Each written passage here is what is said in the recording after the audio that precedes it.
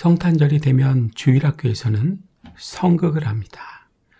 그때 빠지지 않고 등장하는 것이 동방박사 세 사람입니다. 사실 동방박사가 세 사람인지 네 사람인지는 불분명합니다. 예물의 개수가 황금, 유황, 모략 이렇게 세 가지인 것은 확실하나 동방박사가 몇 명이었는지는 알 수가 없는 것입니다. 동방박사들, 오늘 하나님께서는 이 동방박사들을 통해 우리들에게 꼭 가르쳐 주시고 싶으신 것이 있습니다. 그게 무엇일까요? 먼저 본문 말씀을 살펴봅니다. 1절부터 4절까지 말씀입니다. 헤롯 왕 때에 예수께서 유대 베들레헴에서 나심에 동방으로부터 박사들이 예루살렘에 이르러 말하되 유대인의 왕으로 나시니가 어디 계시냐? 우리가 동방에서 그의 별을 보고 그에게 경배하러 왔노라 하니 헤롯 왕과 온 예루살렘이 듣고 소동한지라. 왕이 모든 대제사장과 백성의 서기관들을 모아 그리스도가 어디서 나겠느냐 물으니 헤롯은 성경에 이름이 기록된 헤롯 왕가의 주요 왕들 가운데 첫 번째 왕입니다. 로마의 속국, 식민지였던 유대의 분봉왕으로서 주전 37년부터 4년까지 통치했습니다.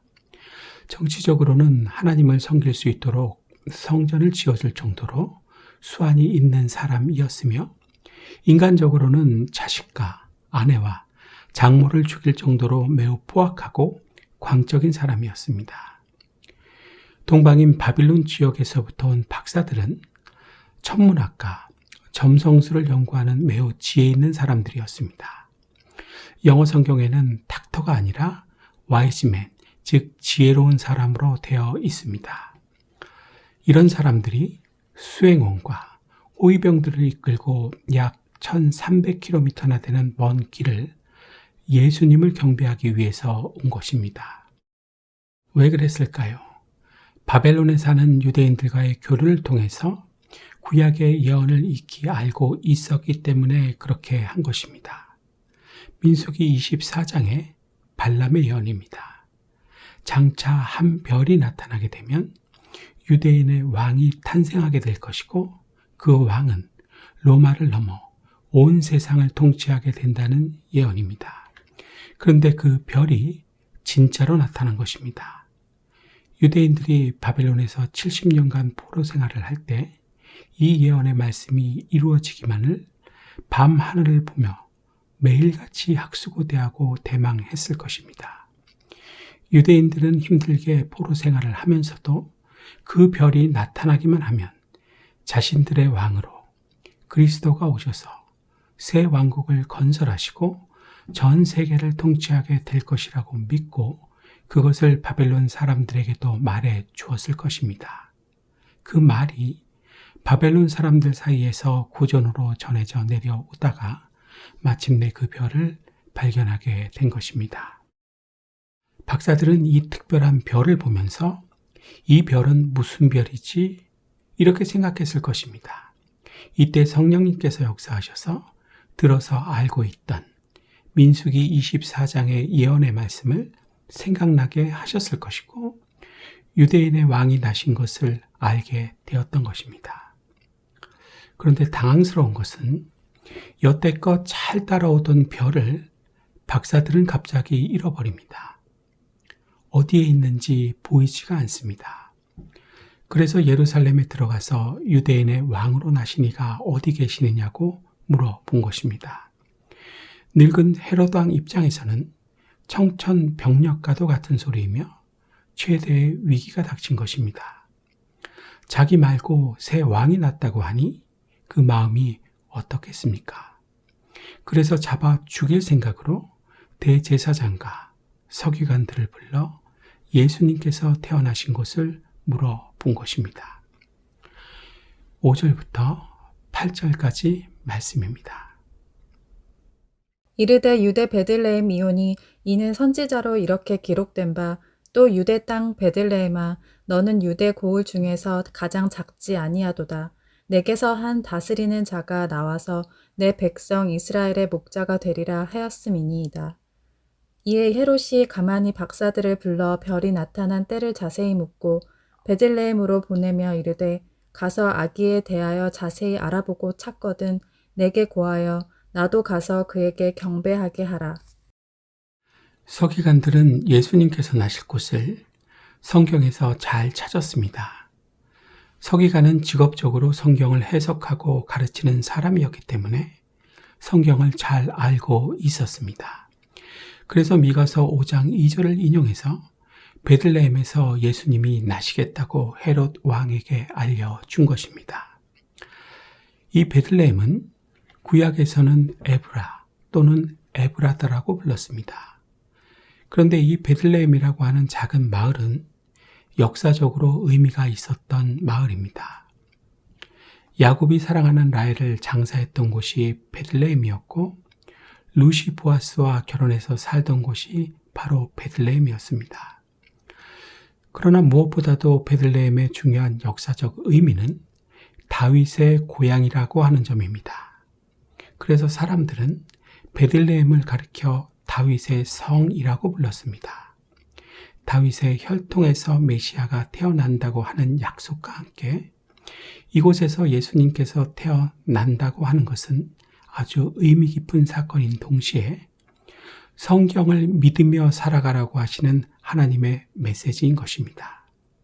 마지막 9절부터 12절 말씀까지 봅니다. 박사들이 왕의 말을 듣고 갈새 동방에서 보던 그 별이 문득 앞서 인도하여 가다가 아기 있는 곳 위에 머물러 서 있는지라. 그들이 별을 보고 매우 크게 기뻐하더라. 집에 들어가 아기와 그의 어머니 마리아가 함께 있는 것을 보고 엎드려 아기께 경배하고 보배압을 열어 황금과 유황과 모략을 예물로 드리니라. 그들은 꿈에 헤롯에게로 돌아가지 말라 지시함을 받아 다른 길로 고국에 돌아가니라. 예수님께서 베들레헴에서 나셨다는 것을 들은 박사들은 예루살렘에서 다시 나와 남쪽으로 10km쯤 떨어져 있는 베들레헴으로 향하기 시작했습니다. 박사들이 예루살렘으로 들어간 것은 자기들의 생각에 입각해서 한 것이었지만 베들레헴으로 가게 된 것은 미가서 5장 성경 말씀을 듣고서 그렇게 한 것입니다. 별은 다시 나타났습니다. 박사들을 예수님께로 인도해 주던 별은 그들의 생각이 올라올 때 사라졌고 말씀을 따라 행할 때 다시 나타나 준 것입니다.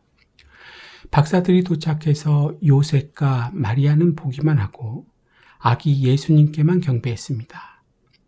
천주교에서는 마리아상을 만들어 놓고 경배를 하는데 그것은 잘못된 것입니다. 마리아는 경배의 대상이 아니고 예수님만이 경배의 대상인 것입니다. 박사들이 가지고 온 보배합을 열어 황금과 유향과 모략을 예물로 드립니다. 이 예물들은 각기 매우 상징적이고 예언적인 의미를 지니고 있습니다. 황금은 왕관을 만드는 데 사용된다고 해서 왕권을 의미합니다. 예수님이 만왕의 왕이요 만주의 주라는 것을 의미하는 것입니다. 유황은 치료제입니다. 옛날에는 병에 들었을 때 유황을 발라 치료했습니다. 유황은 예수님이 치료자라는 것을 의미합니다. 마지막 모략은 시체가 썩는 것을 방지하기 위해 바르는 방부제입니다. 예수님이 죽지만 썩지 않고 부활하실 것을 상징합니다.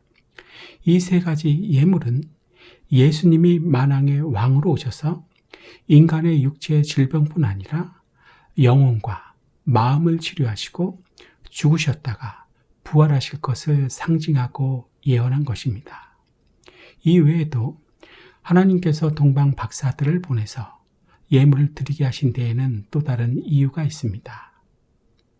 그들이 가져온 황금과 유황과 모략은 하나같이 아주 값비싼 물건들입니다. 조금 있으면 왕권의 위협을 느낀 헤롯이 유아학살 명령을 내릴 것을 미리 아시고 예수님 일가가 애굽 땅으로 피신하여 생활할 비용을 미리 주신 것입니다.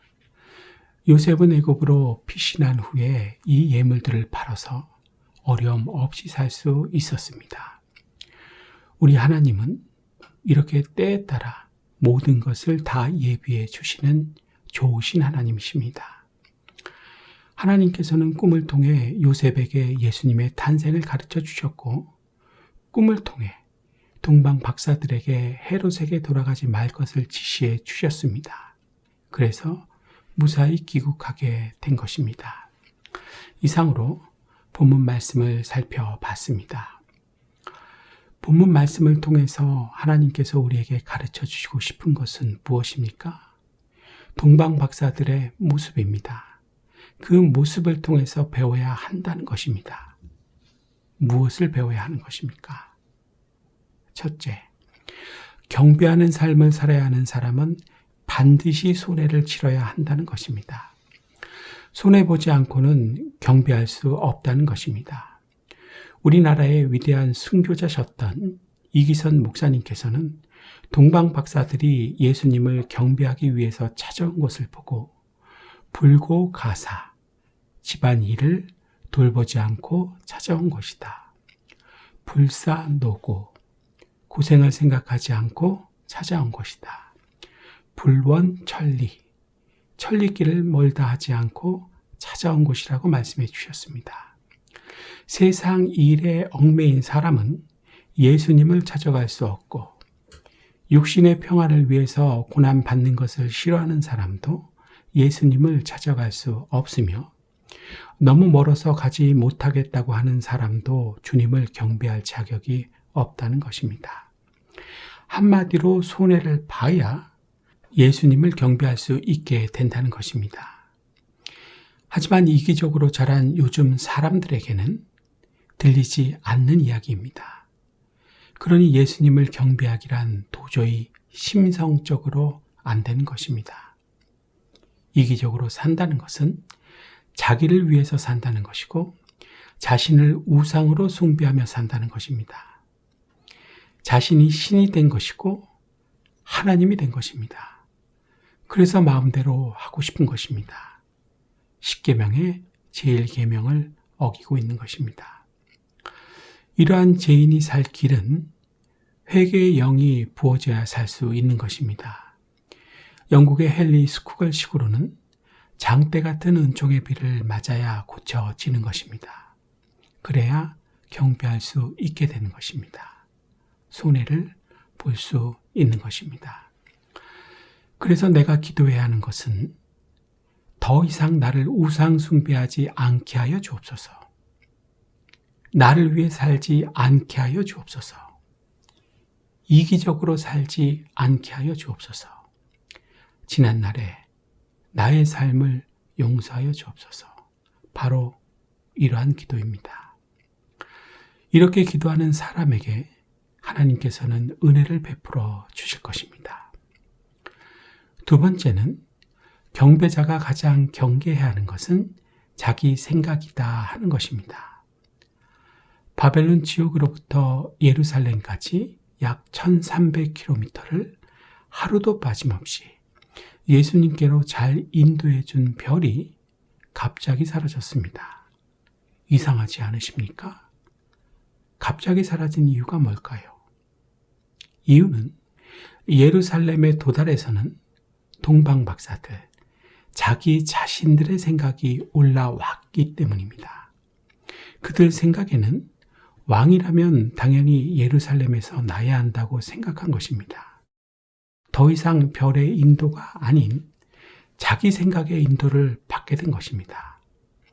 하지만 미가서 5장 말씀을 듣고 다시 베들레헴으로 향하던 동방 박사들에게는 무슨 일이 일어나게 되었습니까? 아시는 대로 사라졌던 별의 인도를 다시 받는 일이 일어나게 된 것입니다. 내 생각대로 행동하면 절대 하나님께서는 인도해 주시지 않으십니다. 내 삶에 하나님께서 인도해 주심이 필요하십니까? 내 생각대로 행동하시면 안 됩니다. 성경대로 가르쳐 주시는 말씀대로 행동하는 것입니다. 그 옛날에는 서기관들이 성경을 가르쳐 주었다면 지금 이 시대에는 목사님들이 가르쳐 주시는 것입니다. 성경의 가르침대로 사십시오. 내 생각대로 사시면 안 됩니다. 그런데 이렇게 살기 싫으시지요? 신앙생활도 내 마음대로 하고 싶지 않으십니까? 그래서 교회를 다녀도 인도해 주심이 없고 자동적으로 보호해 주심과 축복해 주심이 없는 것입니다. 자기 생각대로 사는 사람에게는 별의 인도가 필요 없듯이 하나님의 인도해 주심은 필요 없는 것입니다. 하나님이 두렵지 않습니다. 예배 시간에는 딴 생각을 합니다. 전혀 집중을 할 수가 없습니다. 설교도 듣지 않습니다. 다른 성도님들의 눈살을 찌푸리게 하는 것입니다. 정확하게 성령을 회방하는 죄를 짓고 있는 것입니다. 이런 사람, 결론은 어떻게 되겠습니까? 하나님 없는 인생이 되고 마는 것입니다. 해결책은 오직 하나밖에 없습니다. 다시 복음을 듣는 것입니다. 그래서 구원을 받는 것입니다. 중생하고 거듭나서 새로운 피조물, 새 사람이 되는 것입니다. 우리 하나님 외면하지 않으실 것입니다. 마지막 세 번째는 경배자는 성급해서는 안 된다 하는 것입니다. 동방 박사들은 자신들의 성급함으로 인해 씻을 수 없는 잘못을 저질렀습니다. 헤롯으로 인해 그 지역의 많은 유아들이 학살당하게 한 잘못입니다. 조금만 사력 있고 침착하게 행동했더라면 이런 일은 발생하지 않았을 것입니다. 서기관들을 수소문해서 조심스럽게 물어봤더라면 금방 가르쳐줬을 것입니다. 미가서 정도는 몇 장 안 되니까 얼마든지 암기하고 있었을 것입니다. 그리고 나서 베들레헴까지의 거리가 보통 성인 걸음으로 한 2시간 정도 되니까 곧장 갔으면 헤롯에게 발각되지도 않았을 것이고 다 좋게 끝나는 것이었습니다. 성급함은 명백한 죄입니다. 성급함은 또 우리로 하여금 안정적이고 평화로운 신앙생활을 실패하게 합니다. 못하게 합니다. 기도의 경우에도 성급하기 때문에 빨리 합니다. 짧게 한다는 것입니다. 감사도 고마움도 짧고 받은 은혜와 사랑도 짧게 간직합니다. 또 차분하게 기도함으로 인해 지속적인 하나님과의 연결이 불가하게 합니다. 하나님의 생명을 느끼며 호흡할 수 없게 되는 것입니다. 말씀을 읽어도 성급하기 때문에 깊은 묵상의 단계로는 나아가지를 못합니다. 겉만 돌고 영의 양식을 먹지 못하는 것입니다. 그래서 자꾸만 세상을 바라보며 사는 것입니다. 경건서적 자체도 성급한 성격 때문에 꾸준하고 규칙적으로 읽을 수가 없습니다. 어떠한 발전도 없는 것입니다. 평생이 그 자리인 것입니다. 설교 시간에는 성급함을 기초로 해서 형성된 인지 구조와 인성 때문에 싫고 지겹고 화가 납니다. 수용과 교육이 매우 어려워진 사람이 되어 있는 것입니다. 갈수록 더할 것입니다. 더 심해질 것입니다. 교회를 다니는 것도 실증이 납니다. 그래서 이 교회 저 교회로 옮겨봅니다. 하지만 얼마 있으면 또 실증을 느낍니다. 이제는 손가락질을 받고 있다는 것을 눈치챌 것입니다. 이게 성급함을 기본 정서로 표준 감정으로 가지고 사는 성도의 인생인 것입니다. 20세기 실존주의 문학의 대표격이었던 프란츠 카프카는 인간은 성급하기 때문에 낙원에서 추방됐고 태만하기 때문에 낙원으로 돌아가지 못한다고 했습니다. 물론 문학적인 진술입니다. 신학적인 진술은 아닙니다. 하지만 성급함은 영에 속한 생각이 아니라 육에 속한 생각이면 틀림이 없습니다. 이러한 식의 육에 속한 생각이 우리가 안정적이고 평화로운 신앙생활을 못하게 만드는 것입니다. 최종적으로는 하나님의 은혜와 사랑에서 멀어지고 떠나가게 하고야 마는 것입니다. 자신들이 성급함으로 인해 씻을 수 없는 잘못을 저질렀던 동방 박사들, 아마도 죽는 날까지 어린아이들을 볼 때마다 죄책감에 시달려야 했을 것입니다. 여러분, 정확히 아셔야 합니다. 성급하다는 것은 성격이기 전에 죄인 것입니다. 이제 말씀을 마치려고 합니다. 동방 박사들을 통해서 우리는 무엇을 배워야 합니까? 첫째, 경배하는 삶을 살아야 하는 사람은 반드시 손해를 치러야 한다. 둘째, 경배자가 가장 경계해야 하는 것은 자기 생각이다. 셋째, 경배자는 성급해서는 안 된다. 우리는 경배자입니다. 그렇기 때문에 우리는 반드시 손해를 치러야 합니다. 우리는 경배자입니다. 그렇기 때문에 우리가 가장 경계해야 하는 것은 자기 생각입니다. 우리는 경배자입니다. 그렇기 때문에 절대로 성급해서는 안 됩니다. 하나님의 음성으로 들으셔야 할 것입니다. 기도하겠습니다.